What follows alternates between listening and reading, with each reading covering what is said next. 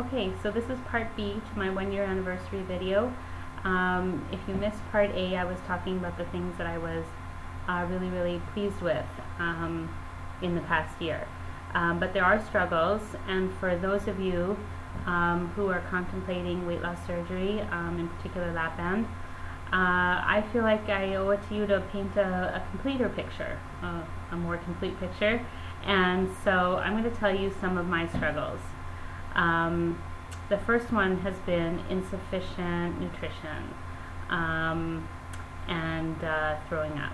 Those are my two biggest issues, and my nutritionist actually referred me to a psychologist because she was worried that I was developing an eating disorder. And I'm like, hello, I'm almost 200 pounds. Nobody is bulimic when they're 200 pounds. But I know what she's talking about. I was making light of the situation, but the truth is, it's not light. It's a big deal. And I don't throw up on purpose, usually. But I do demand a really high restriction because when things are very loose, I take liberties and I eat more than I should, and I eat more of what I shouldn't eat. And with the restriction I have right now, which is approximately 6 cc's, I think maybe a smidge under, I can't exactly remember. I cannot eat bread. I cannot eat pasta. I cannot eat bananas. And there's a myriad of other products and things that I can't eat. Unfortunately,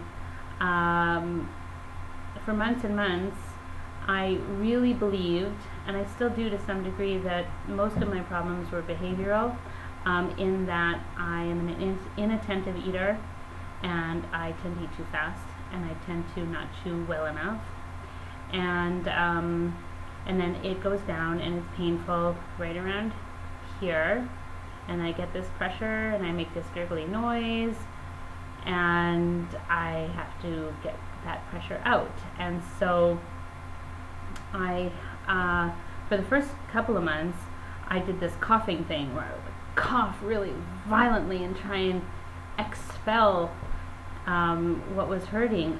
It was agony, and it gave me the biggest headache in the world. And then one day I learned how to throw up more efficiently, and that was the downfall for me.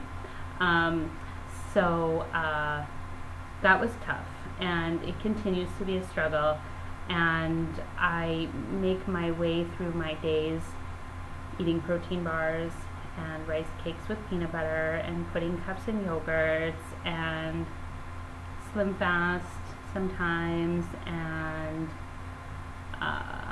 Melba toast because they're crunchy, cheese usually if it's sliced super thin. I don't get enough protein. I don't eat enough fruits and vegetables. I don't eat enough fruits and vegetables for a squirrel. I don't eat enough fruits and vegetables to fill a salad bowl for an entire year. I don't eat enough vegetables. And I keep telling my nutritionist, and I tell my shrink, I didn't eat fruits and vegetables before. I've always been a terrible eater. I've been a nibbler my entire life, and it got me to 278.8 pounds at the age of 40.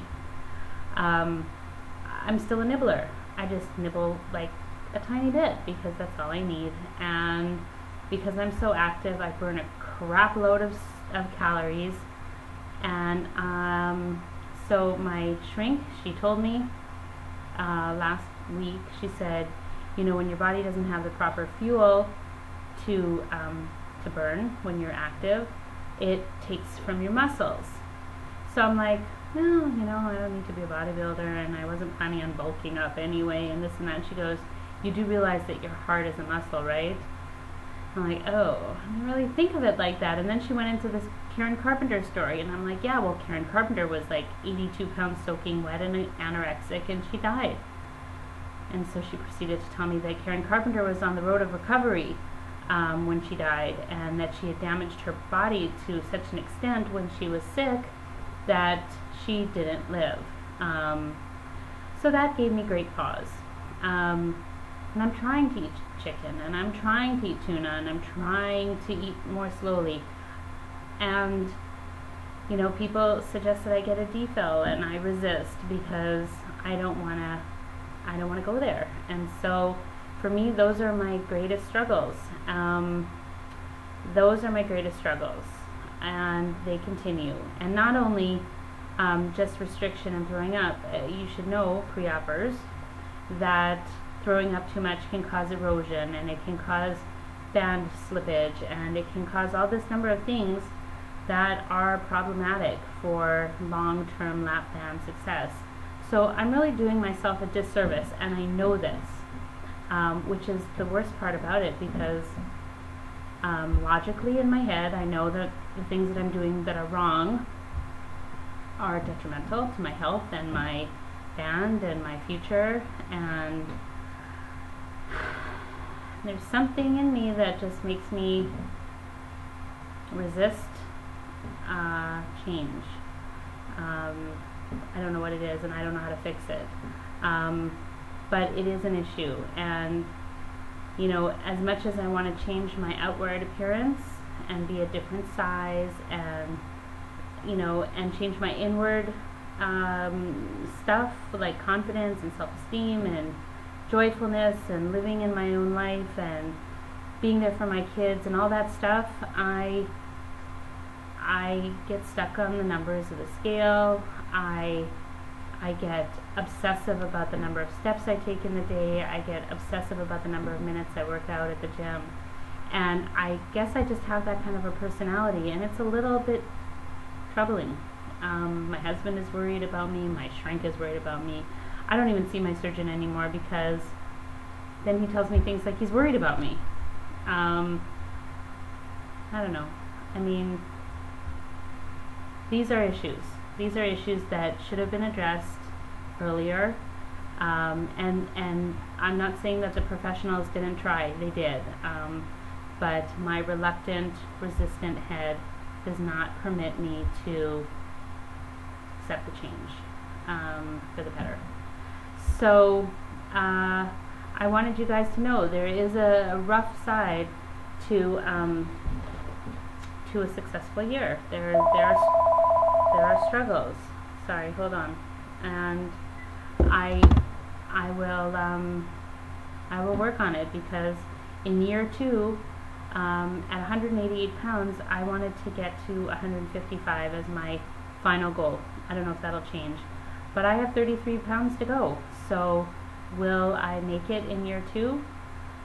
Will I exceed that? I don't know. So we'll see. But that is what I wanted to talk about. Those are my confessions for the day, and I'm sure there's actually more, which I will think about and address later. You guys stay healthy and do the right thing and eat well, and take your multivitamin, because I never do that either, and eat your fruits and veggies, because I never do that either, and get your protein in, because it keeps your heart healthy. So take care, everyone. See you later. Ciao.